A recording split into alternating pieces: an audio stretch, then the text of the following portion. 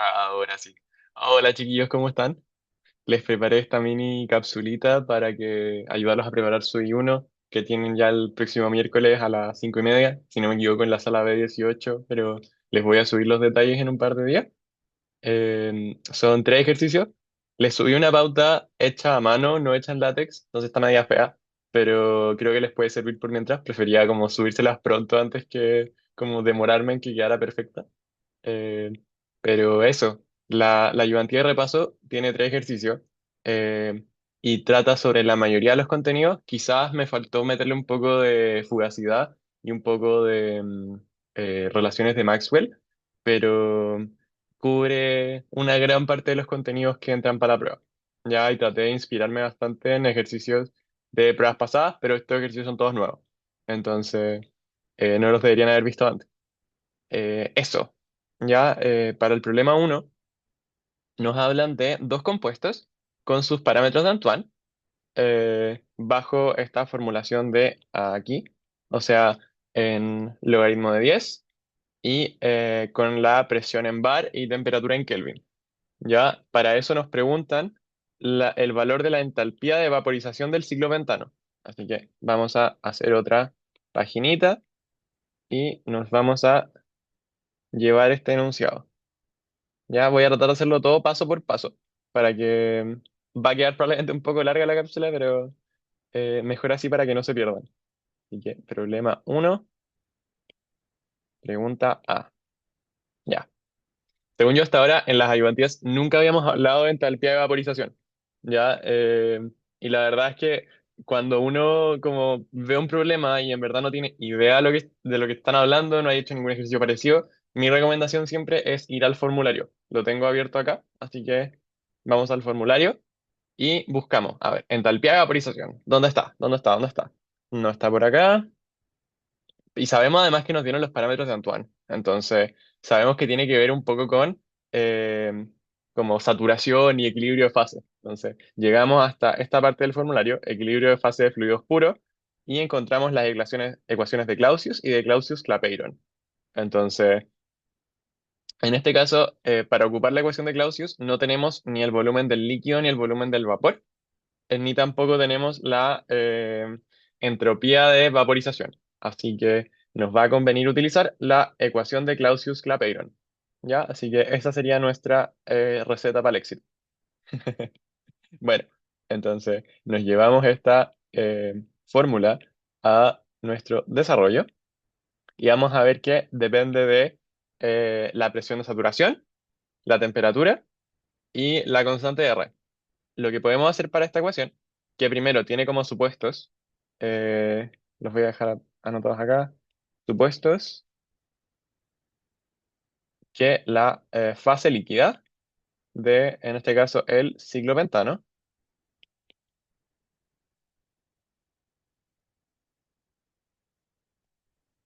se encuentra, espera, escribo muy lento, se encuentra lejos del punto crítico.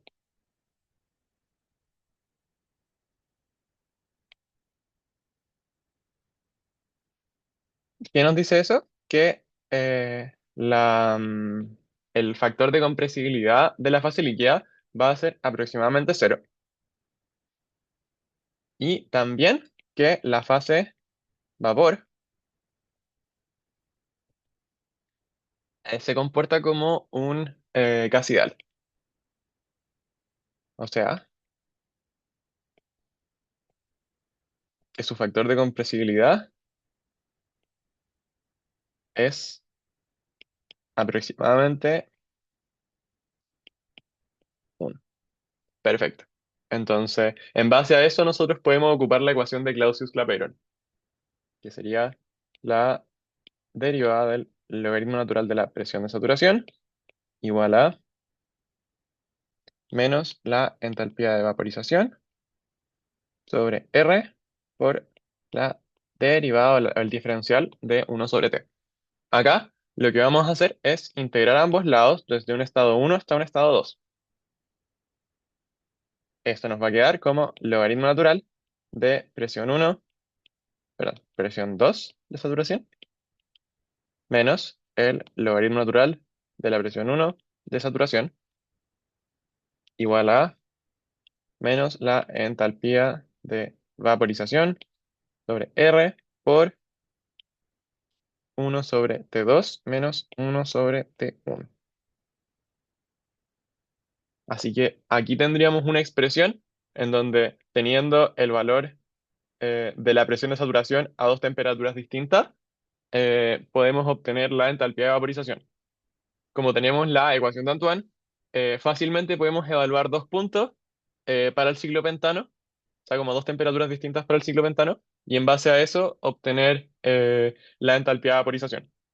¿Ya? Así que en este caso, sé que también que va a cambiar un poco el resultado dependiendo de qué puntos uno evalúe, pero todos se van a mover dentro del mismo orden de magnitud. O sea, todos van a ser, ya van a ver cuánto es, pero todos los puntos nos van a dar resultados parecidos. Así que es una buena aproximación para estimar la entalpía de vaporización más que para calcularla como a ciencia cierta. Así que en este caso, la presión de saturación la vamos a calcular a 290 Kelvin y eso nos va a dar, bueno, volviendo a los datos del enunciado, tenemos que los parámetros de Antoine para el ciclo pentano son estos de aquí. Entonces, vamos a tener que la presión de saturación va a ser 10 elevado a, que sería 4,000288, menos B, que es 1119,208, o sea, 1119,208 sobre la temperatura a la que estamos evaluando, que es 290 Kelvin, más T, que C es menos 42,412. Sería menos 42,412. Y esto de acá me da la tasa de la calculadora, así que lo voy a revisar en mi pauta. Eh, Nos da 0,3037. Eso en bares, por la definición de la ecuación de Antoine que les mencionaba antes. Va a ser nuestra PSAT 1. Nuestra PSAT 2 va a ser a 300 Kelvin. ¿Por qué escogí 290? ¿Por qué escogí 300? Porque era el rango de aplicabilidad que tenía la ecuación de Antoine para el ciclo pentano, en donde la encontré en NIST, que era como desde los 270 hasta los 320. Entonces me pareció que ocupar dos puntos que estaban más o menos al medio del rango era algo razonable. En este caso yo no les di el rango, entonces ustedes podrían haber probado cualquier par de puntos que probablemente les hubiese dado resultados medio raros, pero en este caso no se los indicaba, entonces hubiese estado bien igual. Eh, Así que ahora hacemos el mismo cálculo, pero para t igual 300. A este 290, en realidad ahora son 300. Y eso nos va a dar, eh, haciendo trampa, 0,4549. Vale. Tenemos dos presiones de saturación, tenemos las dos temperaturas, los que lo calculamos, entonces vamos a tener que el logaritmo natural de la presión 2, que era 0,4549, menos el logaritmo natural de 0,3037 es igual a menos la entalpía de vaporización, que es lo que queremos calcular, sobre R, que es 8,314, y que nos va a dar las unidades para la entalpía de vaporización, así que mucho ojo con eso. R por el inverso de la temperatura. Entonces, la entalpía de vaporización, porque escribimos el R como 8,314, nos va a quedar en Joule por mol. Esto lo multiplicamos por 1 partido T2 siendo 300, 1 partido 300, menos 1 partido 290. Ya, de nuevo, me da mucha lata despejar esto ahora, así que voy a dejarles que esto es delta H VAP igual a, y hago trampa. 29,266 kilojoule por mol. En realidad el resultado me había dado 29.266, algo, pero eso era en joule por mol, entonces aquí lo pasé a kilojoule por mol, dividiendo por 1000. Eso para la A. Si es que tienen cualquier duda, me la pueden dejar en el foro, me pueden mandar un correo, yo feliz de ayudarlos. Ahora, nos preguntan que la mezcla ciclopentano-acetona se comporta según lo descrito por la ley de Raoult. Entonces, nos preguntan la temperatura a la cual una mezcla binaria con 30% molar de ciclopentano se encuentra en su punto de rocío a 2 bar. Ya, esta es una pregunta larga. ¿Por qué? Porque la ecuación con la que vamos a trabajar es una ecuación no lineal. Entonces vamos a tener que ocupar el método de Newton-Raphson, tal como lo hicimos en la última ayudantía. ¿Ya? Pero vayamos por partes. Nos dicen, como la primera alerta debería ser punto de rocío. ¿Cómo podríamos describir la presión en el punto de rocío? Bueno, es P igual a 1 partido I1 sobre P1 SAT más I2 sobre P2 SAT. Eso para una mezcla binaria. Si es que tuviésemos tres componentes sería I3 partido P3 SAT, etcétera. Pero en este caso solamente tenemos dos compuestos. Así que nos quedamos hasta ahí. Eh, Esta sería nuestra expresión para el punto de rocío o para la presión de rocío cuando está escrito por la ley de Raoult. Entonces, si es que nos dicen que la mezcla es binaria con 30% molar de ciclopentano va a ser nuestro compuesto 1, esto va a ser 0,3 y el otro compuesto, la acetona, va a ser 0,7. Ahora, nos dicen que la presión de rocío o el punto de rocío es a 2 bar. Entonces, este P vale 2. ¿Cuál es nuestra incógnita entonces? Las presiones de saturación. Ambas dependen de la temperatura. Entonces, en realidad solamente tenemos una incógnita que es la temperatura, pero está escondida acá en una ecuación que es muy no lineal. Entonces, no es algo que nosotros podamos despejar a mano. Este es el problema de este ejercicio. Así que, ¿qué voy a hacer yo? Voy a despejar acá todo para que nos quede la forma. Lo primero que vamos a hacer en este tipo de problemas es buscar una ecuación de la forma f igual a cero, una función de la variable que estés tratando de calcular o de la incógnita igualada a cero. Así que lo que vamos a hacer en este caso es pasar multiplicando o bueno, elevar a menos uno. Eso voy a hacer. Me va a quedar un medio igual a eh, 0,3 sobre P1 SAT más 0,7 sobre P2 SAT. Ya en la pauta, si no me equivoco, lo hice simbólico como hasta casi el final, pero acá lo voy a hacer como con los números nomás. Entonces, ¿qué podría hacer acá? ¿Qué podría hacer acá? Podría pasar restando el un medio o pasar restando el 0,3 y el 0,7. Entonces, voy a pasar restando el un medio. Eso es elección personal y no va a alterar el resultado final. Me va a quedar 0 igual a 0,3 sobre P1 SAT más 0,7 P2 SAT menos un medio. Ya, este va a ser nuestro f de t. ¿Qué es lo siguiente que tenemos que hacer? Nuestro paso 2 va a ser calcular f' de t. ¿Ya? O sea, vamos a tener que derivar esta expresión respecto a t. ¿Qué pasa acá? Tenemos las presiones de saturación como denominadores. No es tan fácil como la que hicimos en la ayudantía, porque ahí era solamente llegar y dejar la derivada. Pero acá lo que tenemos que hacer es o aplicar regla a la cadena o directamente reemplazar la expresión de P1 SAT y de P2 SAT. Voy a hacer regla a la cadena. Entonces, es que tenemos que f de t es toda esta expresión de acá. Vamos a tener que la derivada respecto a la temperatura, que en realidad, como estamos viendo solo la dependencia respecto a la temperatura, debería ser una derivada total, nos va a dar eh, 0,3. En este caso, como estamos derivando un 1 partido algo, nos va a quedar 0,3 por menos 1 partido ese mismo algo, P1 SAT, al cuadrado. Y eso lo multiplicamos por la derivada de el algo. Esa sería la derivada cadena. Nos va a quedar una expresión muy parecida para el 0,7. 0,7 por menos 1 partido P2 SAT al cuadrado por la derivada de P2 SAT con respecto a T. El 1/2 en este caso era constante, así que se va. Ya no tenemos una variación de la presión en este sistema. Estamos considerando el caso en donde la P vale 2. Así que, como una derivada de presión constante, como relacionándolo con los contenidos anteriores. Aquí, lo que vamos a hacer ahora, ya que ya tenemos f' de t, en realidad no lo tenemos. Necesitamos saber cuánto vale la derivada de P1 respecto a t y la derivada de P2 respecto a t.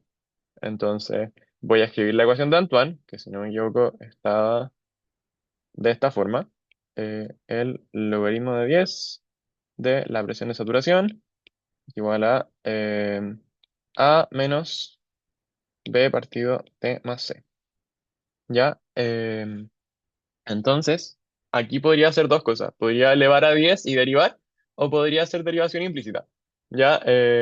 Aquí lo complicado es si es que no se acuerdan cuál es la derivada de 10 elevado a algo. ¿Ya? Así que en ese caso, porque como que para los exponentes pasan cosas extrañas cuando uno deriva.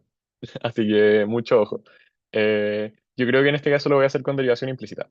Así que voy a derivar respecto a t y me va a quedar que...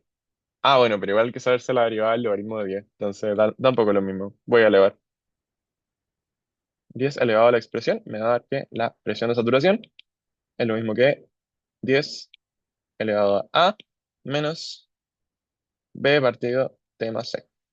Ya derivamos esto con respecto a la temperatura y nos queda que la derivada de Psat respecto a T es la misma expresión, igual que como lo que uno haría con un Euler elevado a algo,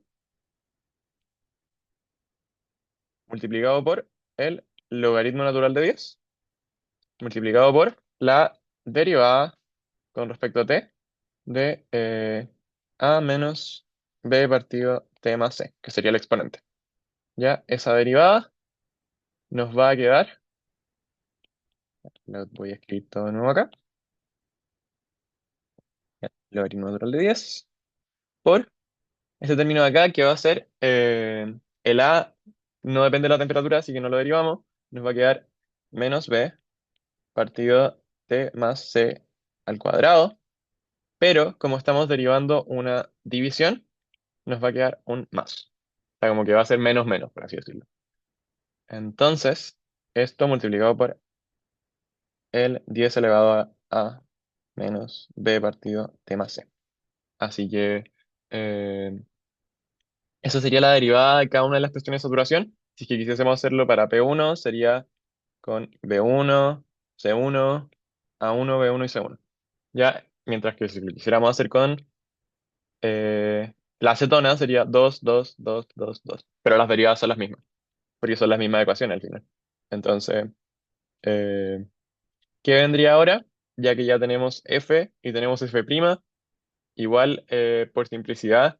Quiero ver si es que puedo simplificar un poco más la derivada. Así que voy a dejar esto expresado en términos de eh, la presión de saturación. Porque como les decía antes, este 10 elevado a menos b partido T más c es la presión de saturación. Entonces esto me va a quedar igual a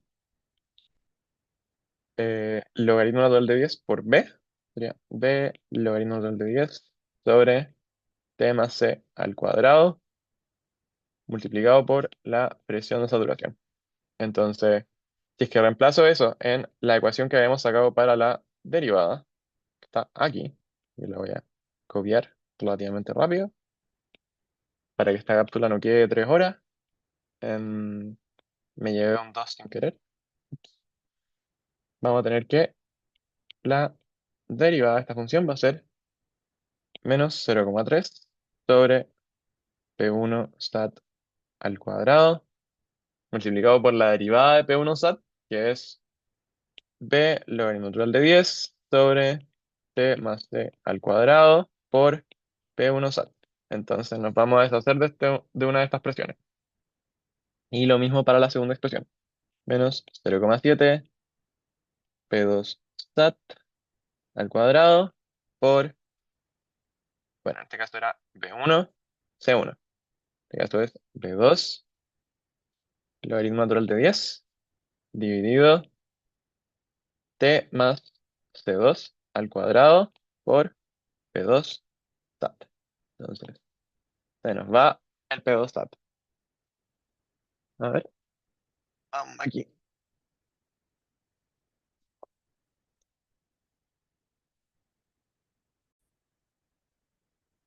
Ok, volví. Tuve problemas gatunos.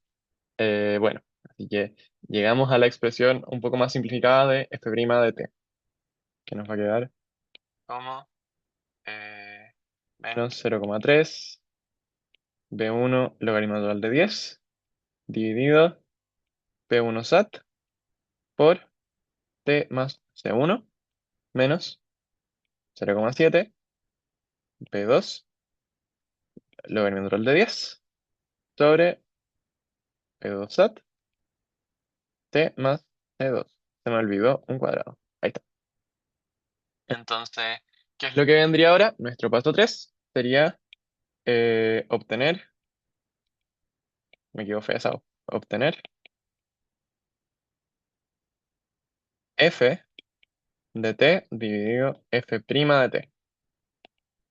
¿Ya? Igual lo podrían hacer paso por paso, porque estas expresiones son relativamente feas. Pero, y de hecho, no se nos va a simplificar mucho cuando hagamos f partido f', así que quizás es mejor literalmente comenzar a calcular. Así que, sí, yo creo que vamos a pasar directamente a calcular. Necesitamos una estimación inicial. Ya, yo ya que hice el ejercicio y que partí con un número random, me di cuenta que partí con un pésimo número porque tuve que iterar muchas veces. Así que voy a partir con un número que esté más cerca de lo que es la solución, por lo menos para este ejercicio. Voy a partir con 345. Entonces voy a decir que mi como estimación inicial de la solución a esta ecuación, o sea, la temperatura a la cual la presión de rocío es 2 bar para esta mezcla de 0,3, 0,7, voy a decir que es cercana a 345 Kelvin. Entonces, ¿qué tengo que hacer ahora? Tengo que calcular eh, F. Nuestra siguiente iteración va a ser en base a eh, esta iteración inicial menos F evaluado ante cero sobre F' evaluado ante cero. Entonces, tengo que conseguir estos términos de acá. ¿Cómo lo voy a hacer? Voy a primero evaluar F ante cero. F ante cero va a ser. Ah, bueno, pero F depende de las presiones de saturación. Entonces, quizás lo primero que me conviene hacer es calcular las presiones de saturación. Voy a calcular P1 SAT a 345 Kelvin. Eso me da, sería 10 elevado a 4, algo. 0,0288 si no me equivoco. Menos, lo voy a comprobar igual. Voy a robarme esta cosa que copié acá y voy a pegarlo aquí para ir guiándome con los números. Entonces, sí, lo había dicho bien. Ahora viene el menos 1119,208 sobre T, que en este caso es 345, más C, que es menos 40 uy,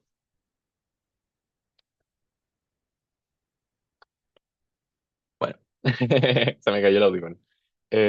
Menos 42,412.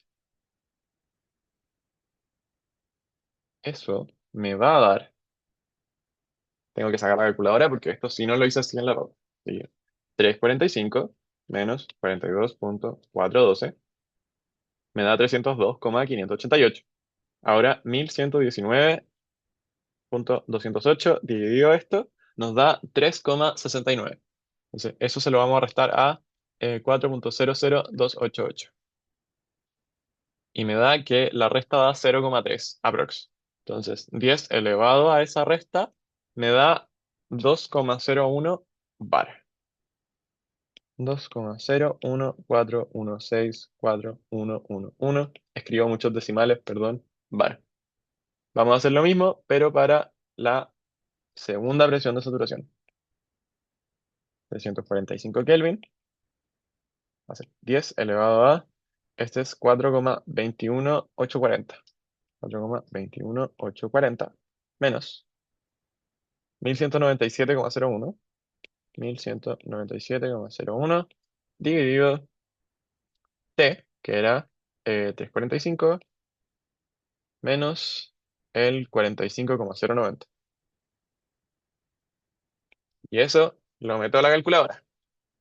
Esto es más lento que difícil, así que lo importante es que traten de ir a buen ritmo en la prueba, más que como complicarse pensando demasiado las cosas.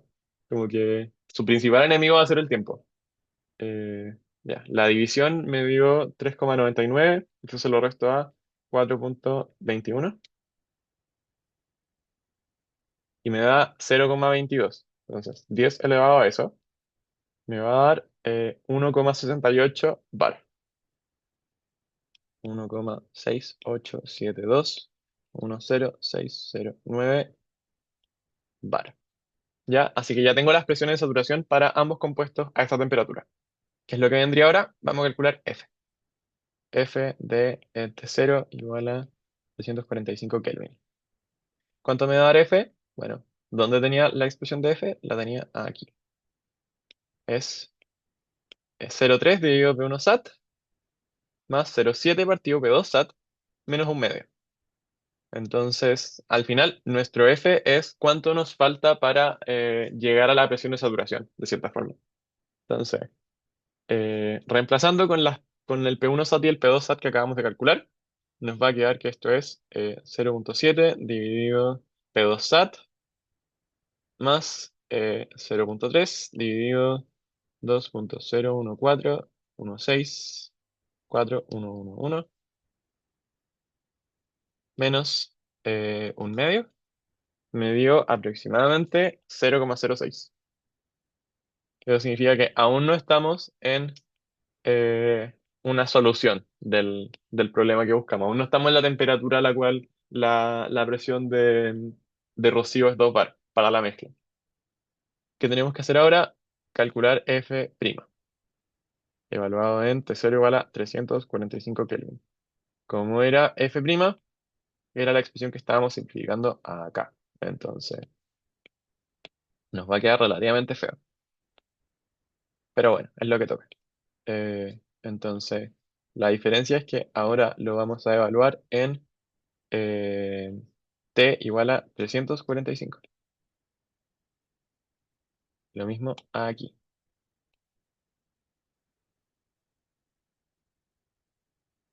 Podemos reemplazar también B1 y C1 y B2 y C2 con los datos del enunciado. Entonces, B1 era, pucha, lo saqué. Ya bueno, tocó volver nomás. Eh, B1 vale 1119,208. Será 1119,208. Y C1 no me acuerdo, pero lo voy a pegar acá. Entonces, C1 vale menos 42,412. Entonces esto va a ser, ya no es un más, es un menos. Menos 42,412. Acá B2 vale 1197,01. 1197,01. Y C2 vale menos 45,09. Entonces esto ya no es un más, es un menos 45,09. Así que calculamos. Nuestro F' evaluado entre cero va a ser, ok, llegó el momento de la calculadora. Ay, ay, ay, estos ejercicios son muy lentos. Pero bueno, 345 menos 42,412 al cuadrado por P1 SAT me da 2,014,164,111. Eso, 0,3 dividido toda esa expresión lo multiplico por 1119. Yo sé que esta parte no es muy interactiva porque están viéndome básicamente meter cosas a la calculadora, pero es lo que toca, ¿no? Ya, entonces voy a dejarlo escrito porque soy malo con la calculadora, que este término de acá me dio 4, bueno, menos 4,192272,403 por 10 a la menos 3. Ya, veamos cuánto me da el otro. Entonces, 345 menos 45,09 al cuadrado por P2SAT, que vale eh, 1,687210,609. Eso se lo dividimos a 0,7, lo multiplicamos por 1197,01, lo multiplicamos al logaritmo natural de 10 y me da que esta expresión de acá es 0,01 aprox. No, 0,012713335,9. Entonces, si es que a eso le añado este término de acá, que es 4,192272,403 por 10 elevado a la menos 3, me va a dar que f' evaluado ante 0 es eh, 0,016905631. ¿Ya? Así que lo siguiente que tendríamos que evaluar, tendríamos que obtener nuestro T1, que sería nuestra mejor estimación que T0. Va a ser T0 menos F evaluado ante 0 sobre F' evaluado ante 0. O sea, 345 menos, en este caso teníamos arriba 0,06. Después en la calculadora lo voy a hacer con todos los decimales, dividido menos 0,016. Sí, acá se me olvidó poner el menos. En realidad esto más cercano a 17. Y eso me va a dar, bueno, esto va a tomar un poco de tiempo, 0,06388311126 dividido f', que lo tenía guardado en la calculadora, me da 3,7. Entonces, esto sería 345 más ese 3,7. Me va a dar que una mejor solución que T0 igual a 345 es T1 igual a 348,7757315 Kelvin. ¿Qué es lo que tendríamos que hacer ahora? Tendríamos que calcular la presión de saturación a 348 Kelvin. O sea, estamos repitiendo los cálculos. Esta sería nuestra segunda iteración. Bien, 10 elevado a 1, que era el... ya no me acuerdo, rayos. Pero voy a copiar esto.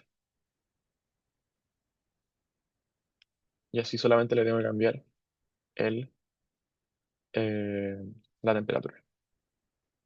Uno tiene que ahorrarse tiempo como puede.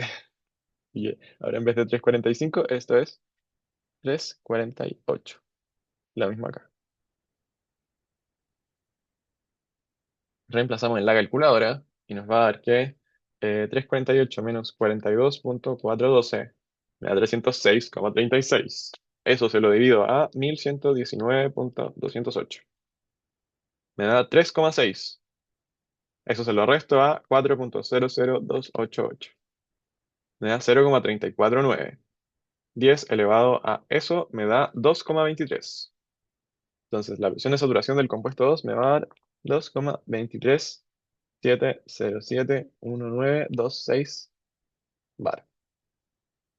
Para el segundo, que no le puse acá nada. 348,7757315 Kelvin igual a esto. Entonces, 348,7757315 menos 45,09 me da 303,6. Eso se lo divido a 1197,01. Me da 3,94. Eso se lo resto a 4,2184. Me da 0,27. 10 elevado a 0,27 me da 1,89. Así que la segunda presión de saturación sería 1,891439081 bar. Así que tenemos las presiones de saturación para esta segunda iteración. ¿Qué es lo que vendría ahora? Calcular F. F de T1 va a ser 0,3 partido P1 SAT más 0,7 partido P2 SAT menos un medio.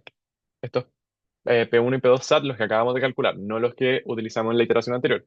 Entonces, 0,7 dividido el 1,89 me da 0,37. A eso le sumo 0,3 dividido 2,237 0,71926. Y me da 0,504. Eso le restamos un medio. Nos estamos acercando, porque ahora la diferencia o el F nos dio 4,1924,4689 por día a la menos 3. O sea, nos dio un valor ya más pequeño. Calculemos F'. Voy a copiar lo que habíamos hecho antes acá, que ya teníamos reemplazado algunos números importantes, solamente tenemos que cambiar la temperatura. Así que nuestro F' va a ser... Uf, me estoy cansando ya. Y quedan dos ejercicios más. Yupi. Bueno, ojalá que les sirva para la prueba. Elijo creer. Entonces, en este caso, nuestro F' de T1, lo único que tendríamos que hacer sería cambiar en esta fórmula la temperatura que estamos evaluando, para hacer 348. Lo mismo aquí. Entonces, este F' de T1 lo metemos a la calculadora. Ya.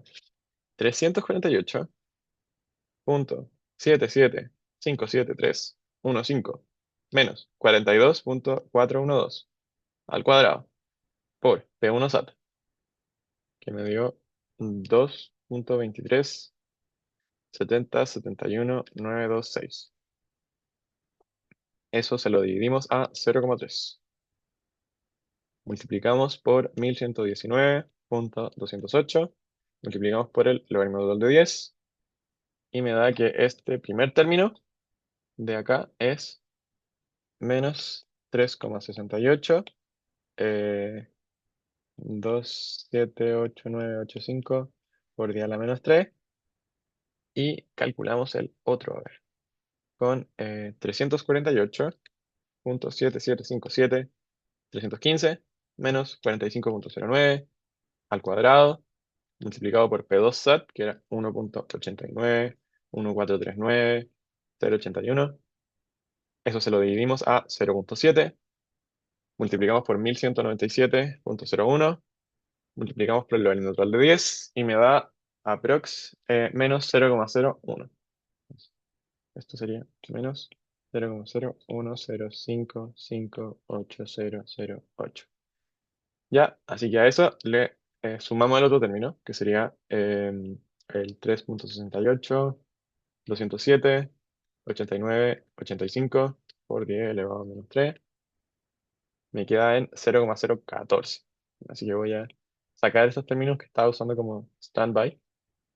Voy a escribir que en nuestro F' es 0,014. 24,0087.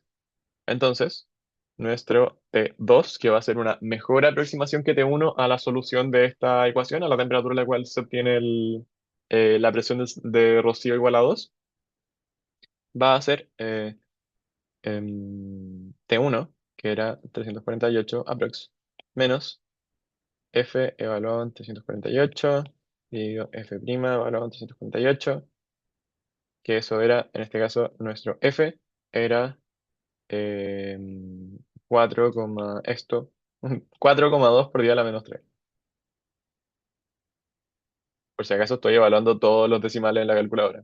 Cuando lo escribo más cortito, porque ya me da un poco de lata escribir.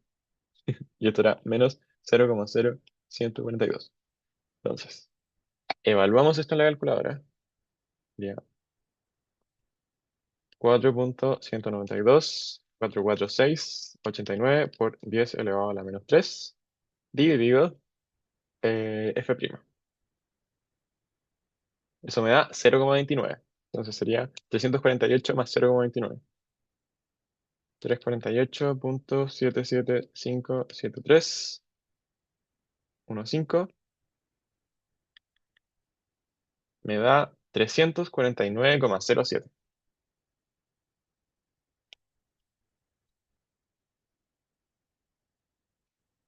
¿Podríamos seguir iterando? Podríamos seguir iterando.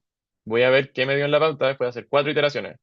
Me dio 349,06. Estamos al lado. Así que Al menos ahora no tuvimos que hacer cuatro iteraciones, tuvimos que hacer solamente dos.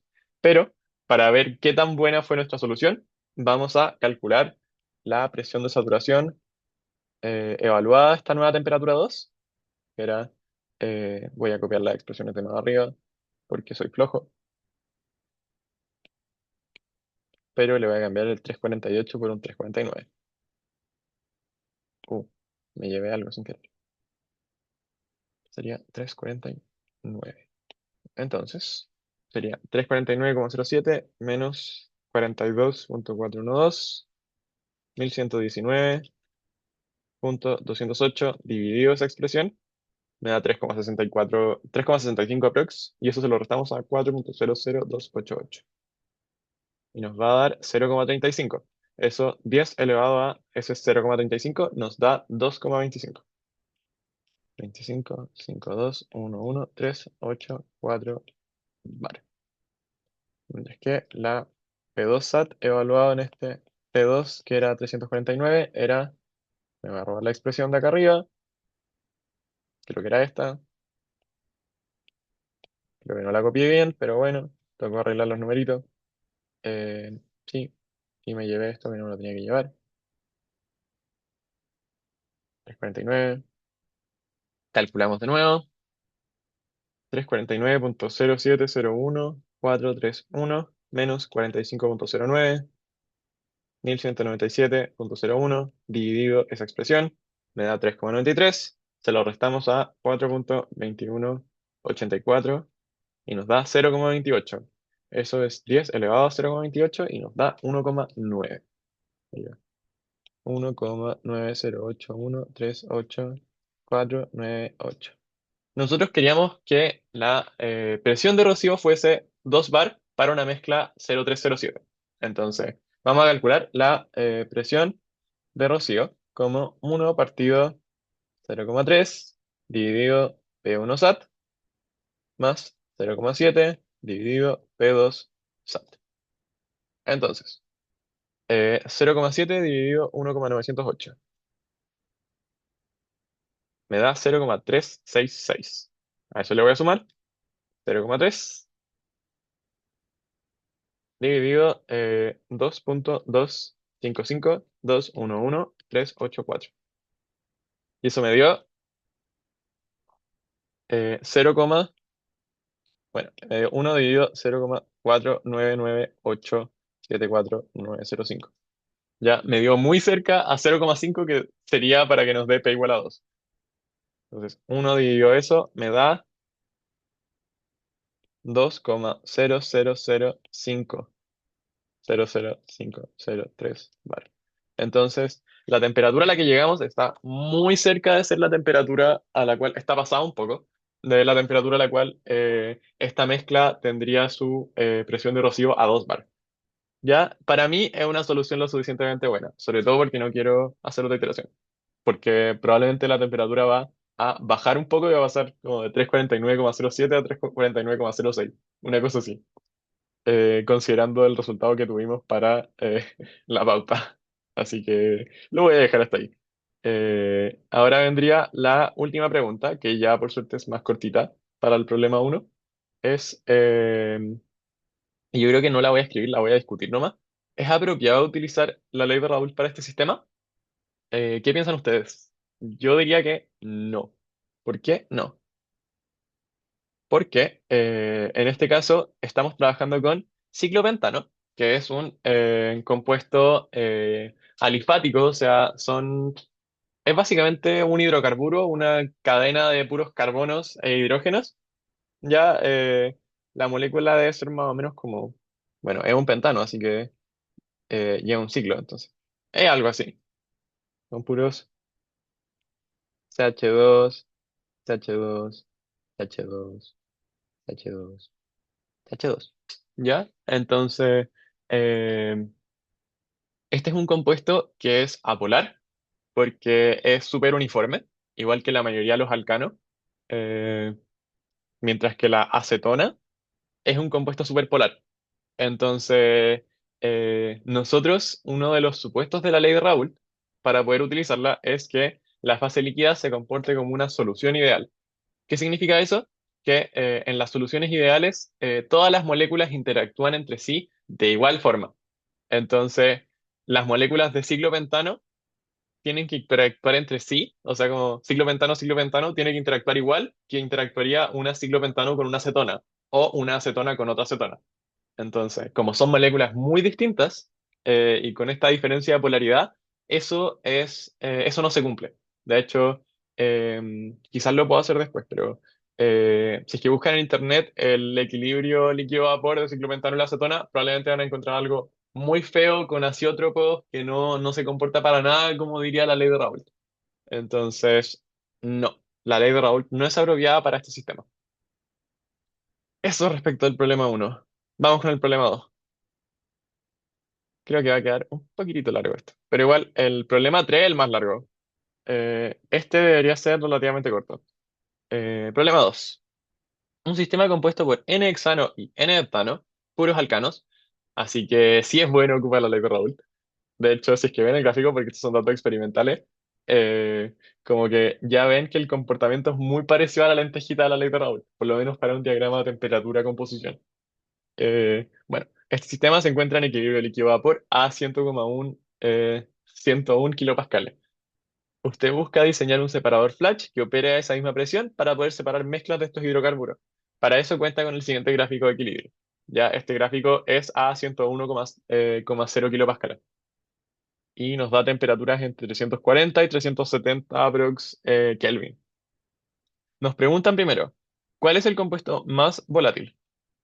Esta debería ser una respuesta relativamente rápida, porque lo que nosotros podemos saber del gráfico son las temperaturas de saturación a 101 kilopascales. Entonces, vamos a tener este punto de acá y este punto de acá, que matemáticamente hablando, eh, este punto corresponde a la composición x1 igual a 0. Entonces, eso significa que es totalmente el compuesto 2, ¿ya? Porque el x1 es la fracción molar. ¿Qué tanto de uno hay en la mezcla? Este caso es que no hay uno en la mezcla. O sea, hay puro 2, hay puro n-heptano. Por lo tanto, la temperatura de saturación del n-heptano a 101 kilopascales es de aproximadamente 371, sí, sí, 371 Kelvin. Ya, mientras que la temperatura de saturación para el N-hexano, que es nuestro compuesto uno, entonces le corresponderá el otro extremo del gráfico, acá, es por aquí abajito. Ya, y que está cerca de los 340, le voy a decir 342. A 101 kilopascales va a ser 342 Kelvin. Y acá, ustedes, dependiendo de cuál es la temperatura de saturación más alta, van a definir cuál es el compuesto menos volátil. Ya, que un compuesto sea volátil es que es fácil de separar o que tiene como afinidad a salir, por así decirlo. Entonces, eh, una temperatura de saturación menor implica que tenemos que calentarlo menos para que éste se comience a evaporar. Entonces, por eso decimos que en este caso el hexano es el más volátil, ¿ya? Así que, como eh, Tsat del N-hexano es menor a la temperatura de saturación del N-heptano, eh, el N-hexano es el más volátil.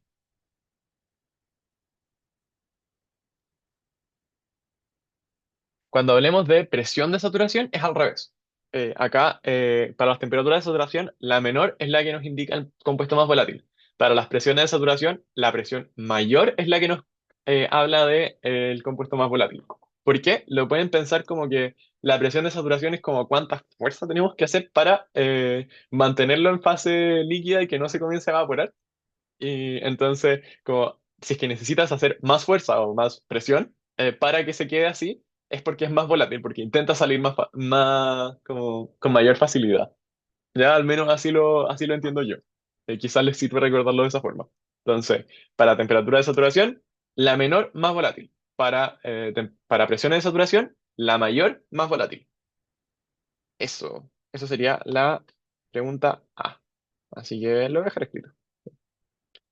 Ahora nos preguntan el estado de una mezcla binaria de 20% molar de N-heptano a 360 Kelvin. Entonces, vamos a anotar primero lo fácil. 360 Kelvin. Podemos ubicar eso fácilmente en nuestro gráfico aquí. Así que sabemos que está esta mezcla está en algún lugar de esa línea. ¿En dónde? Eso lo definiremos a partir de la composición. 20% molar de N-heptano. N-heptano es nuestro compuesto 2. El gráfico está hecho respecto al compuesto 1. Entonces, que tenemos no tengo idea de en qué estado está, si voy a decir Z2 igual a 0,2. Entonces, Z1, como es una mezcla binaria, va a ser 0,8. Entonces, en realidad, lo que nos está diciendo la composición es que estamos más o menos por aquí. Recomendación, lleven regla a la prueba. Entonces, porque no todos, o sea, no puede estar en la prueba con good notes ahí haciendo la línea bonita. Así que nuestro punto, nuestra mezcla está acá. Ya sabemos que no está adentro de la lenteja, o sea, ya sabemos que no es una mezcla líquido-vapor. Ahora, ¿es líquido? ¿O es un líquido subenfriado o es un vapor sobrecalentado?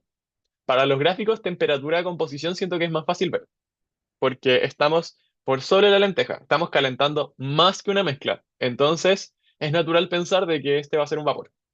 Y sí, en este caso, la mezcla binaria que nos dieron está en estado de vapor sobrecalentado. Así que eso sería para la B. Si es que tuviésemos un punto, por ejemplo, si es que hubiese tenido 20% de N hexano, estaríamos más o menos por acá. Y eso sería un líquido subenfriado. Si es que estuviésemos justo aquí, sería un líquido saturado. Si es que estuviésemos acá, sería una mezcla líquido-vapor. Si es que estuviésemos por aquí, en la curva de Rocío, sería un vapor saturado. Y acá ya estamos en un vapor sobrecalentado. Eso, para el problema B. Vamos ahora con la C. Si alimentamos una corriente equimolar de 150 kmol por hora a un separador a 360 grados Kelvin, determina las composiciones y los flujos de salida del separador.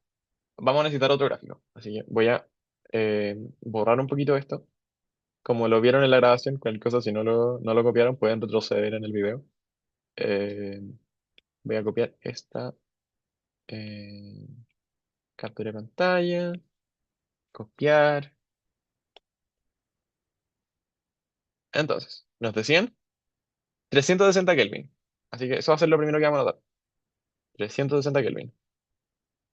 Y nos decían también que es una corriente equimolar. ¿Qué significaba equimolar? Que su X1, bueno, para ser correcto, Z1 es igual a su Z2. Y como tienen que sumar uno, van a valer 0,5. O sea, vamos a estar en el medio del gráfico. Hago la línea, me quedo un poco chueca, así que la voy a alinear con este puntito de acá. Y vamos a ver cómo, oh, no caímos en la teoría de mezcla, caímos en eh, la curva de acá, caímos en la curva de Rocío. Entonces, en realidad, a la salida del separador no va a haber una corriente líquida y una corriente vapor. Esto no se va a separar. Va a haber solamente una corriente vapor saturado. Porque vamos a tener que, en este caso, o sea, si es que hubiese algo, tendría la composición de acá. El líquido tendría una composición de aproximadamente 0,20, eso sería como 0,31, una cosa así, o 0,3. Claro, como 0,3.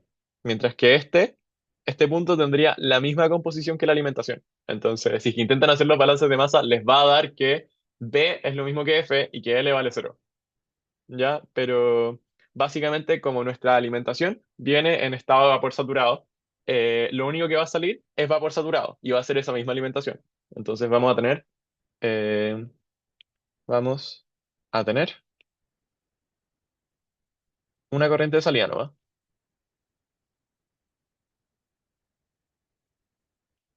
que va a ser B igual a 150 kilomol hora con su composición igual a la composición de alimentación. Y esto va a estar en estado de vapor saturado.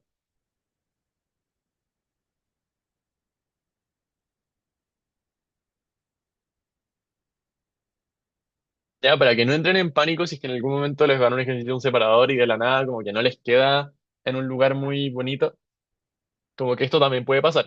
O sea, como que por uno no afinar bien las condiciones de operación de su separador o de su corriente de alimentación, quizás teníamos que ponerle un poquitito menos de en hexano para que se moviera un poquitito a la izquierda. O sea, si es que le quitáramos un poco de n hexano a esto, se movería hacia allá. Entonces tendríamos un punto intermedio, aquí o acá, no sé. Entonces, eso sería como en la práctica. Pero en este caso, como lo estábamos alimentando, íbamos a tener solamente vapor saturado. Eso con respecto a la C. Falta solamente la D. Determine la temperatura mínima a la cual una alimentación equimolar se encuentra en estado de saturación. A partir de eso, calcule la composición de la primera burbuja. Entonces, ¿cuál es la temperatura, cuál es la condición saturada a la que se encontraría algo a su temperatura mínima? Lo podemos ver en el gráfico si es que no les queda, si es que no tienen como la intuición, pero hablamos de estado de saturación cuando estamos en líquido saturado, en mezcla líquido-vapor o en vapor saturado. El vapor saturado es el que va a estar como a una misma composición más caliente, mientras que el líquido saturado es donde va a estar más frío. Entonces, esa va a ser la temperatura mínima. La temperatura mínima para alcanzar un estado de saturación va a ser el estado en donde esté en líquido saturado, para una composición fija. Entonces, en este caso, nos dicen alimentación equimolar. Entonces, vamos a hacer una línea en el centro, igual que el ejercicio anterior. ¿Ya? Me sirve. O quizás lo puedo enderezar un poquitito. Ya, me sirve. Ahora, nos piden la temperatura mínima para que esté en estado de saturación. Como dijimos que eso era en estado líquido, sino también lo podemos ver en el gráfico. Es como, la curva de abajo está a una temperatura más baja que la curva de arriba. Entonces, y que todo lo que está en el medio. Entonces, la temperatura más baja para que esté en saturación va a ser cuando recién choque por primera vez con la lentejita. Entonces, en este caso, va a ser más o menos por acá. Entonces va a ser como 358, no, 354, una cosa así. 354 Kelvin. 350, 355, 360. Entonces, ya tenemos la temperatura mínima. Ahora nos falta la composición de la primera burbuja. Eso significa el líquido, en este caso sería el vapor saturado que estaría en equilibrio con ese líquido saturado. O sea, en donde intersectas a la misma temperatura con la curva de Rocío. Sería más o menos por acá. Lo voy a hacer con otro color. Y si es que vemos la composición de ese punto, sería aproximadamente 0,7. Entonces, eh, Tmin va a ser 342 Kelvin. 354, que igual que lo será, perdón. Y nuestra composición de la primera burbuja va a ser I1 aprox 0,7 y 2 aprox 0,3. Eso respecto al problema 2. Este sí era más rápido. Ya yo diría que en una prueba el ejercicio uno tendría 3 puntos, el ejercicio 2 tendría uno y el ejercicio 3 tendría 2 puntos más. Y con eso harían como los 6 puntos de una prueba. Vamos con el problema 3.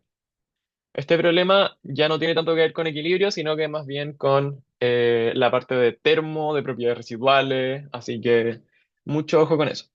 Y les voy a pedir hacer el método Cardano para que se acuerden también. Nos hablan de vapor de agua a un bar y 393,15 Kelvin, o sea, 120 grados Celsius, que se utiliza para calentar corrientes en un sistema de calefacción central de un edificio. Entonces, esta cantidad de vapor de acá se alimenta a un intercambiador de calor, en donde el vapor transfiere 40 kilowatts a una corriente de agua fría. ya nos dan una ecuación de estado para el vapor de agua con información para los parámetros de ecuación de estado en base a los parámetros críticos del agua, que nos lo dan acá también. Entonces, lo primero que nos piden es el balance de energía. Ya, en este caso, para el sistema, tenemos un intercambiador de calor. ¿Qué es lo que nosotros vamos a poder decir de ese intercambiador de calor? Eh, este va a estar trabajando continuamente. O sea, vamos a decir estado estacionario. Sería nuestro primer supuesto. Nuestro segundo supuesto sería que no hay, hay límites fijos. O sea, no hay trabajo de compresión y expansión. Quiero decir que dA de t, cualquier derivada respecto al tiempo es igual a cero. Acá voy a decir que límites fijos. Eso no se cumpliría en un sistema que es cilindro-pistón, porque ahí el pistón se puede subir, pero los límites no son fijos. Pero en este caso, como el intercambiador de calor está hecho de metal, no se puede mover, eh, hablamos de límites fijos y que no hay trabajo de compresión-expansión.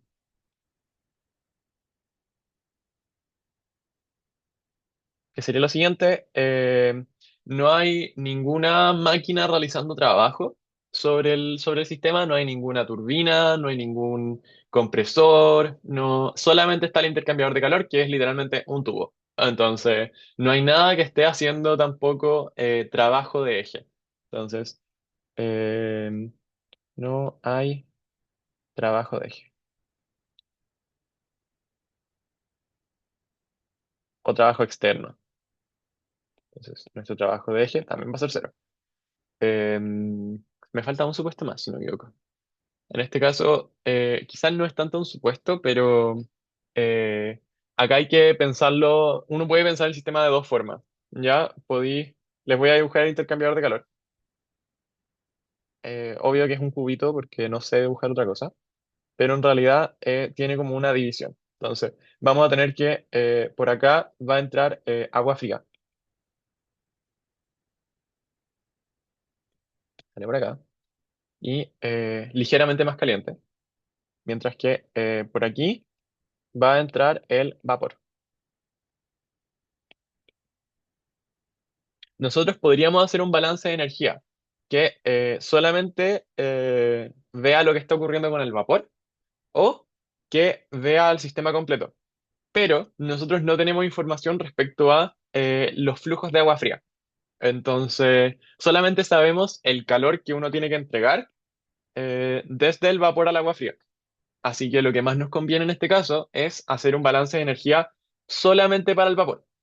Si es que ustedes hicieran el balance de energía para el agua fría, también estaría bien, pero como no tienen los datos para modelar el agua fría, después como que el balance de energía no les serviría para resolver los siguientes ejercicios. Entonces, era importante notar que en este caso como el, lo que nos importa a nosotros es lo que está ocurriendo en el sector del vapor.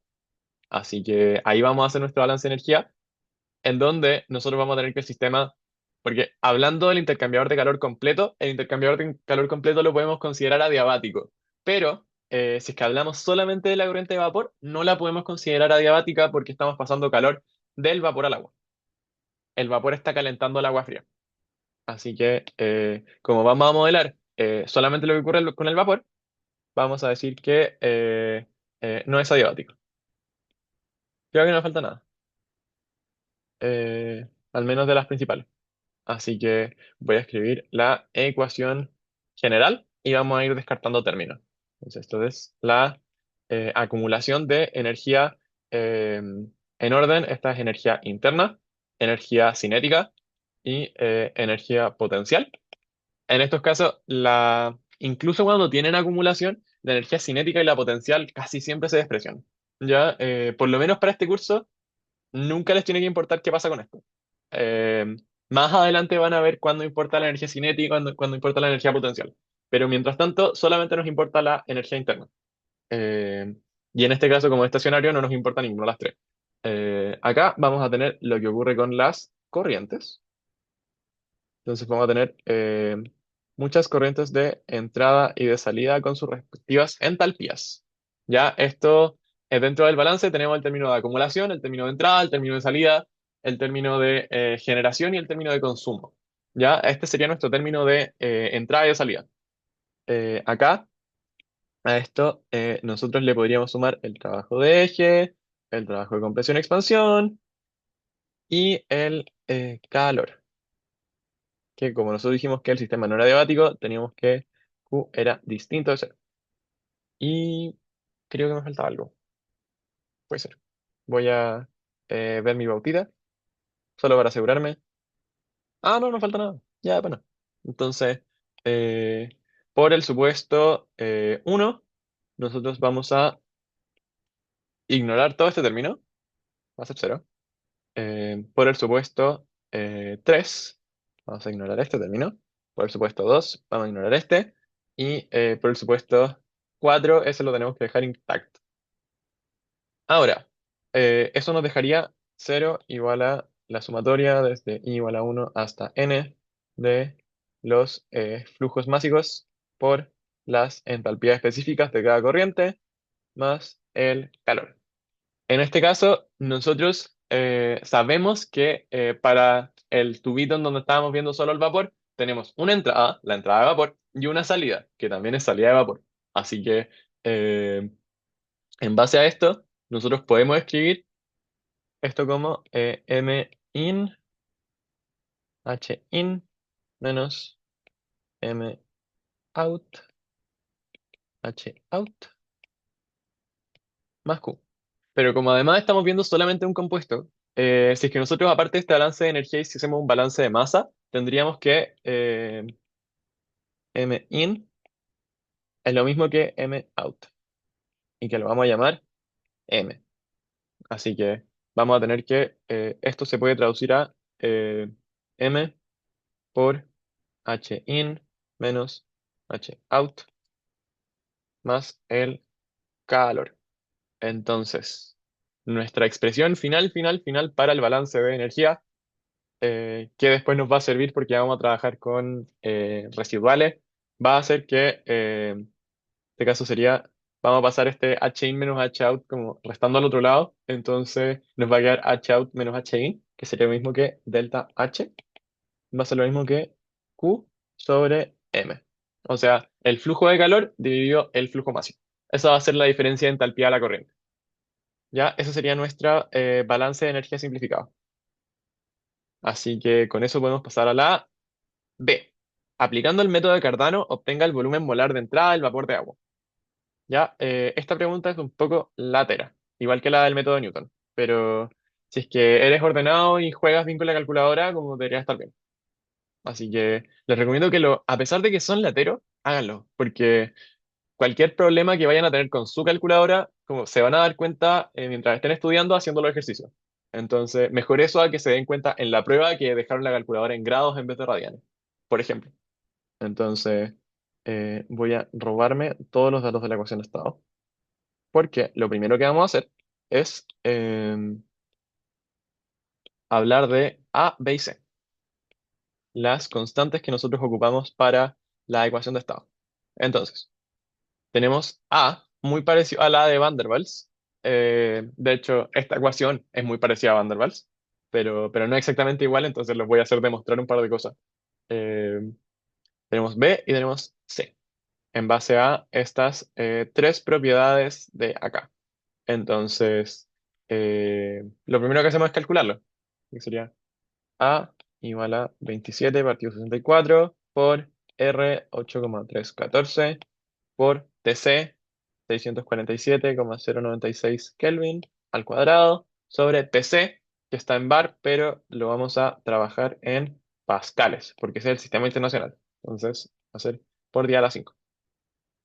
Eso no lo quiero hacer, así que lo voy a sacar de acá y da 0,55 aprox.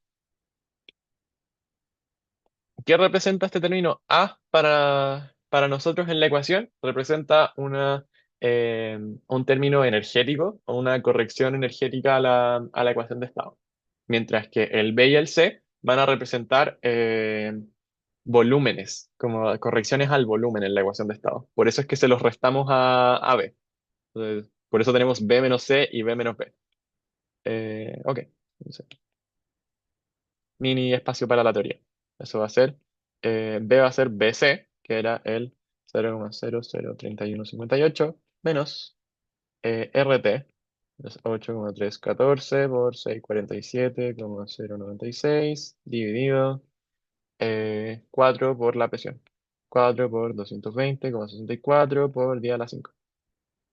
Y eso me va a dar, soy flojo, me voy a ahorrar lo más posible la calculadora, 3 por 10 a la menos 3.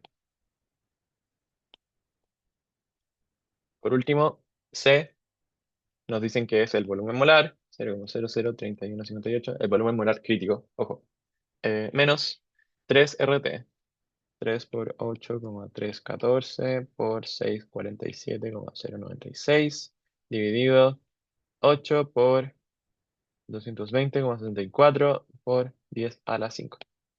Y eso nos va a dar 3,06, ligeramente más chico que B. Tenemos los parámetros críticos, o sea, tenemos los parámetros para la ecuación de estado a partir de los parámetros críticos del agua. ¿Qué nos toca ahora?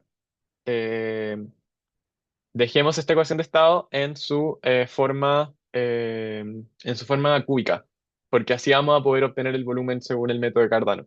Entonces, tenemos que P más eh, A partido B menos C al cuadrado por B menos B es igual a RT.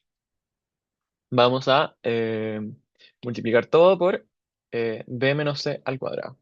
¿Por qué? Porque tenemos este denominador de acá que nos está molestando. Así que me va a quedar P por B menos B por B menos C al cuadrado más A por B menos B igual a RT por B menos C al cuadrado. Ya, vamos a dejarlo explícito, entonces vamos a resolver estos cuadrados, estas multiplicaciones. Pero primero voy a dividir todo respecto a P para que nos quede de la forma que, o bueno, lo puedo hacer al final, pero dividir respecto a P nos asegura de que nos quede en la forma que Cardano trabaja, que es con una ecuación x al cubo más a2x cuadrado más a1x más a0 igual a 0. Entonces, como ven, el término al cubo tiene que estar solo, multiplicado por uno, ya para que tengan mucho ojo con ese detalle. En este caso, resolviendo las multiplicaciones, nos da PB menos PB multiplicado por B cuadrado menos 2CB menos, bueno, más C al cuadrado más, upsí, eh, AB menos AB igual a RT por B cuadrado menos 2CB más C al cuadrado. Me encanta multiplicar. Pero bueno, es lo que toca. Eh, ya no puedo sonar tan como odiando la vida. No, es bacán físico-química, me encanta. Ya. Eh, B al cubo menos 2C P B cuadrado más eh, C cuadrado P B. Ah, ya me estoy enredando. Ya. P por B por C cuadrado. Ya, sí, lo hice bien. Y ahora menos B cuadrado más 2 B C B menos B C cuadrado más a b menos a b igual a RT B cuadrado menos 2 RT C B más RT C cuadrado.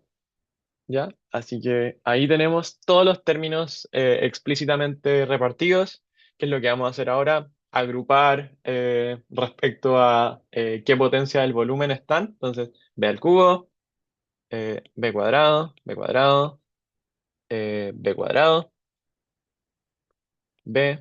B, B, B y los que están sin ninguno, que sería eh, acá, acá y acá.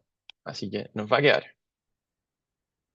p por b al cubo más todos los términos que están multiplicados por b al cuadrado, que serían menos 2cp menos pb. Como el RT b cuadrado lo tengo que pasar al otro lado de la igualdad, me va a quedar menos RT multiplicado por b cuadrado. A esto le sumo todo lo que multiplica a b, entonces sería c cuadrado p más 2pbc más a. Ah, me falta uno. Más 2rtc multiplicado por b. Y creo que estoy escribiendo muy grande porque no me va a alcanzar el último término, que es lo que está solito, que sería eh,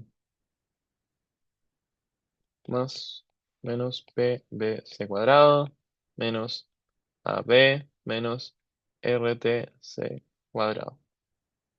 Y eso igual a cero. ¿Ya? Esa sería la forma que, o estamos a punto de llegar a la forma en donde trabaja Cardano. Lo que vamos a hacer ahora es dividir todo por p. Entonces, ahí nos queda b al cubo más, y esta sí es la forma en la que trabaja Cardano. Sería menos 2c menos b menos rt partido p, b cuadrado más c cuadrado más 2bc más a más 2rtc partido p, b más menos bc cuadrado menos ab partido p menos rt cuadrado, no, rt c cuadrado partido p. Eso igual a cero. Así que tenemos una ecuación de la forma eh, x al cubo más a2x cuadrado más a1x más a0 igual a cero, en donde nuestro a2 va a ser todo lo que acompaña al x cuadrado, o sea, va a ser menos 2c menos b menos rt partido p. Nuestro A1 va a ser todo lo que acompaña al X, o en este caso al volumen, que va a ser C cuadrado más 2BC más A más 2RTC partido P. Y el A0 va a ser todo lo que se queda sin ningún volumen.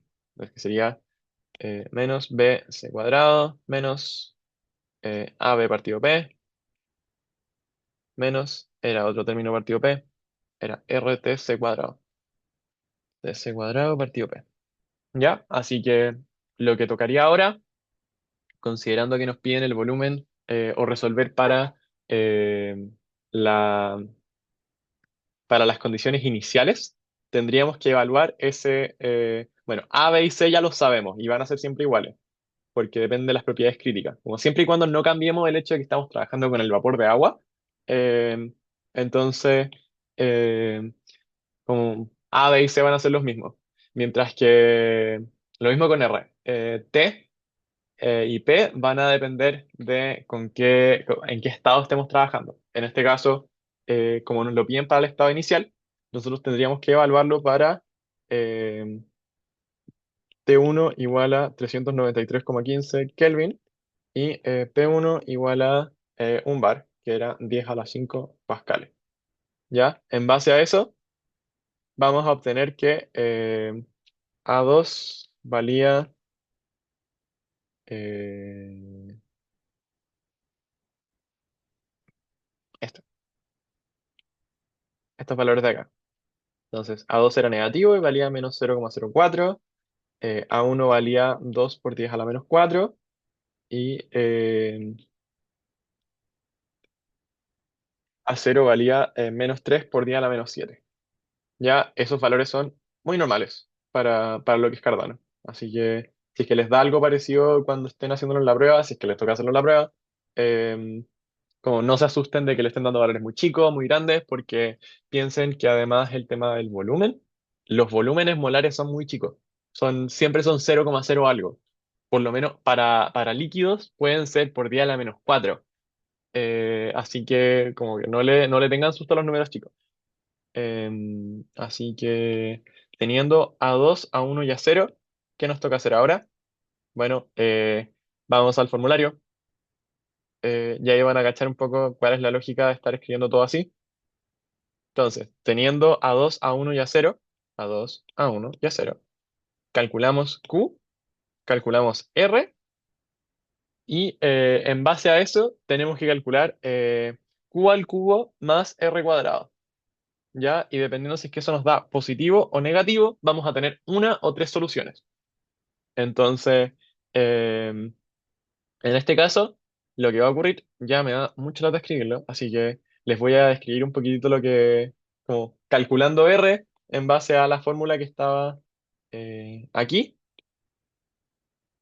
Vamos a tener que vale 1,2 por día a la -6 y calculando Q me da -1,17 por día a la -4. ¿Ya? Entonces, si es que uno después calcula eh, Q al cubo más R al cuadrado, que es el discriminante de la ecuación, nos da negativo, nos da -9 por día a la -17. ¿Qué significa eso? Que tenemos tres soluciones. Ya, lo siguiente que tendríamos que hacer sería calcular teta, que es parte de lo que nos da las diferentes soluciones. Entonces, siguiendo esa fórmula, mucho ojo de que tu calculadora esté en radianes para que el arco coseno y que luego el coseno te lo calcule en radianes. Ya, por eso estamos trabajando con pi. No estamos trabajando con pi tercios serían, si no me equivoco, 30 grados. El punto es que, como estamos trabajando con pi, estamos trabajando con radianes. Así que mucho ojo con el tema de los ángulos acá cuando lo hagan en la calculadora. Em, bueno, entonces, a partir de eso, obtenemos este ángulo de acá, que es como 7 por 10 a la -3 radianes, y en base a eso, aplicamos las fórmulas que están aquí. Entonces, eso nos va a dar tres soluciones distintas, nuestros tres volúmenes. Ya, el primero me dio 0,035, el segundo me dio 3 por 10 a la -3 y el tercero me dio 3 por 10 a la -3, pero ligeramente más grande. Entonces, ¿cuál es nuestra conclusión en base a esto? El volumen más grande es para el vapor, el volumen más chico es para el líquido y el volumen que está entre medio no tiene sentido físico. Es algo de la ecuación nomás. Entonces, eh, en base a eso, como que encontramos el volumen si es que a estas condiciones fuese vapor, el volumen si es que a estas condiciones fuese líquido y un volumen random que aparece por la forma de la ecuación. Entonces, en este caso, en el enunciado nos decían que estábamos trabajando con vapor de agua, así que nosotros vamos a tomar B1. Pero en la siguiente pregunta nos piden comprobar por medio de la ecuación de estado que la entrada de vapor se encuentre efectivamente en estado gaseoso. ¿Cómo nosotros podemos saber el estado de una mezcla o de un compuesto? A través de la fugacidad y del coeficiente de fugacidad. Ya vamos a tener que, si es que tenemos, nuestro criterio va a ser el siguiente. Si es que la fugacidad del vapor es mayor a la del líquido, va a estar en fase líquida. Si es que tenemos que la fugacidad del líquido es mayor a la del vapor, vamos a tener que va a estar en estado vapor. Y si es que son iguales, o por temas numéricos muy parecidas, vamos a tener un estado de equilibrio. Va a ser equilibrio líquido-vapor. ¿Ya? Así que, ¿qué es lo que vamos a hacer entonces? Vamos a calcular de la fugacidad de este vapor de agua a la entrada con el volumen de vapor y también con el volumen de líquido. Y en base a eso vamos a ver cuál fugacidad es menor. Así que igual necesitamos una expresión para la fugacidad a partir de la ecuación de estado. Saqué esta fórmula del formulario, si no me equivoco em, estaba por acá. ¿Por qué no ocupé la de arriba? Porque no podías despejar al volumen respecto a la presión, pero sí a la presión respecto al volumen, por lo menos con la ecuación de estado, porque es una ecuación de estado cúbica, la que les di en el enunciado. Así que esto es lo que nos tocaría resolver. Ya, en este caso, este es un despeje de la ecuación de estado del enunciado.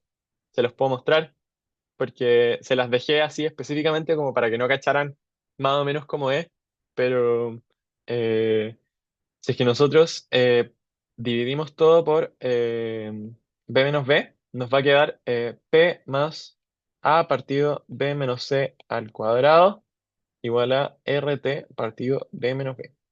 Si es que pasamos ese a partido b menos c al cuadrado restando al otro lado, nos va a quedar que p es igual a rt partido b menos b menos a partido b menos c al cuadrado. Es una ecuación de Van der Waals, pero en vez, como para Van der Waals, la diferencia sería que c fuese cero, como sería esto nomás. Pero tenemos una segunda corrección del volumen. Así que eh, esa sería la forma que nosotros tendríamos de despejar la ecuación de estado para poder resolver lo que nos piden. En este caso, resolvemos la integral de acá, nos queda logaritmo natural. Esta integral de acá es muy típica, así que la tienen que saber hacer, por lo menos para los ejercicios de físico-química. Y la evaluamos en el infinito. ¿Por qué en el infinito? Porque estamos viendo las propiedades de un gas ideal, comparándolas con un gas ideal, tiene un volumen muy grande y tiene una presión muy chica. Entonces, se dice básicamente que las moléculas no interactúan entre sí porque hay tanto espacio que jamás se van a encontrar, y como ya hay tan poquitas, no sé si se entiende en ese sentido. Pero bueno, entonces, resolviendo la ecuación del formulario con las integrales, con la ecuación de estado, obtenemos esta expresión de acá. ¿Ya? Así que esa expresión de acá, nosotros la vamos a evaluar para la temperatura inicial, para la presión inicial y para el volumen inicial si es que fuese vapor, ¿ya? Y eso nos da aproximadamente que el coeficiente de fugacidad es 1,09. ¿Ya? En este caso da lo mismo comparar el coeficiente de fugacidad que la fugacidad. Para calcular la fugacidad tendríamos que multiplicar esto por la presión. Pero como estamos trabajando en ambos casos a la misma presión, como compararlo, la fugacidad y el coeficiente de fugacidad es lo mismo. Entonces, acá volvemos a hacer lo mismo, la misma ecuación, que viene de la ecuación de estado, eh, pero con el otro volumen, el volumen del líquido. Y ahí la fugacidad nos da, o el coeficiente de fugacidad nos da 20. En este caso, el coeficiente de fugacidad del líquido nos dio mucho más grande que el coeficiente de fugacidad del vapor. Y como estamos a la misma presión, entonces ya sabemos con seguridad que la ecuación de estado nos dice que la corriente inicial está en estado gaseoso. Eso sería para la C. Ahora, otra pregunta relacionada a fórmulas. Encuentra una expresión para la entalpía residual del vapor de agua. ¿Ya? Tenemos una ecuación cúbica, así que vamos a ir acá a propiedades residuales. No me acuerdo dónde estaba. Acá. Vamos a tener que la entalpía residual para una ecuación cúbica se puede obtener a partir de esta expresión de acá, pero necesitamos calcular esta derivada aquí. Así que eso va a ser lo siguiente que vamos a hacer. Vamos a obtener que esa derivada a partir del despeje de acá, como ni A ni C dependen de la temperatura, vamos a tener que simplemente R partido B menos B, ¿ya? Así que esa derivada por T nos da RT partido B menos B, y eso le restamos la ecuación de estado, y nos va a quedar simplemente el término A partido B menos C al cuadrado, ya que eso se integra relativamente fácil, nos queda menos A partido B menos C. Ya, esa sería nuestra entalpía residual. En este caso, también lo podrían expresar en términos de como sin el z, y nos quedaría RT PB partido RT menos uno menos A partido B menos C, y eso sería lo mismo que PB menos RT menos A partido B menos C. ¿Ya? Esa sería otra forma de expresarlo. Lo último que nos piden en este ejercicio es plantear el sistema de ecuaciones que permitiría encontrar la temperatura y el volumen de salida del vapor. No les pedí hacerlo porque sería una pregunta demasiado larga, pero les pedí plantearlo. Entonces, ¿cuál es el supuesto que hay que hacer? Que la ecuación de estado mantiene validez, ¿ya? Y eso lo podemos suponer si es que siempre se mantiene en estado vapor, ¿ya? Tampoco tendríamos que trabajar con ninguna entalpía de vaporización. Así que nosotros vamos a suponer para esta resolución que la corriente de vapor de agua nunca va a cambiar de fase, siempre va a ser vapor. Así que, en base a eso, la primera ecuación que nos puede servir para obtener el volumen y la temperatura final es la ecuación de estado. ¿Ya? Sabemos la presión de salida porque los intercambiadores de calores uno los puede asumir isobáricos. En realidad sí hay pérdidas de presión, pero son relativamente chicas. Ya lo van a ver en cursos de más adelante, pero por ahora, como pueden asumir que los intercambiadores de calores son isobáricos, o sea, presión uno igual a presión 2 y a menos que les digan lo contrario.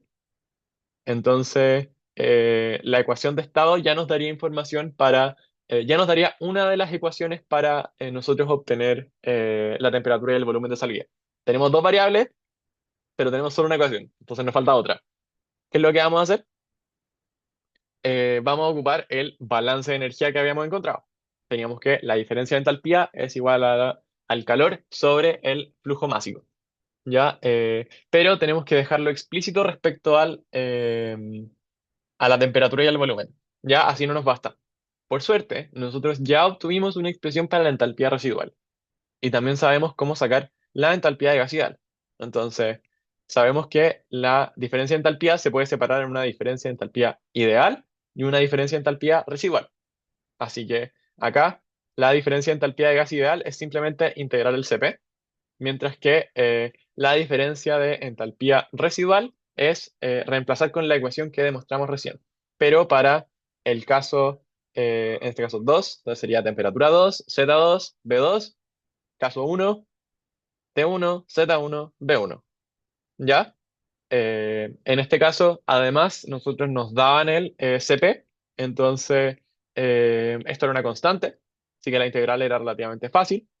Y con eso nos queda todo el problema en términos de B2 y de T2. Entonces, con esto y con lo que teníamos aquí, ya podemos resolver para el volumen y para la temperatura. Eso, chiquillos, yo creo que la cápsula quedó eterna, pero ojalá que les sirva. Si no, en verdad, pregúntenme, feliz de ayudarlos. Pregunten por el foro, pregunten por correo, yo feliz de ayudarlos. Eh, Ahí también la Ana está con full disposición para responder dudas también en el foro. Pregunten sobre la guía, estudien.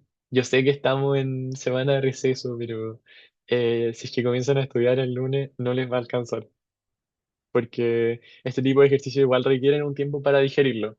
Entonces, eso. Ah, bueno, y vean la tarea opcional también. No la dejen tan abandonada, por favor. Igual les puede servir para estudiar. Eso, chiquillos, que estén muy bien. Ojalá les sirva.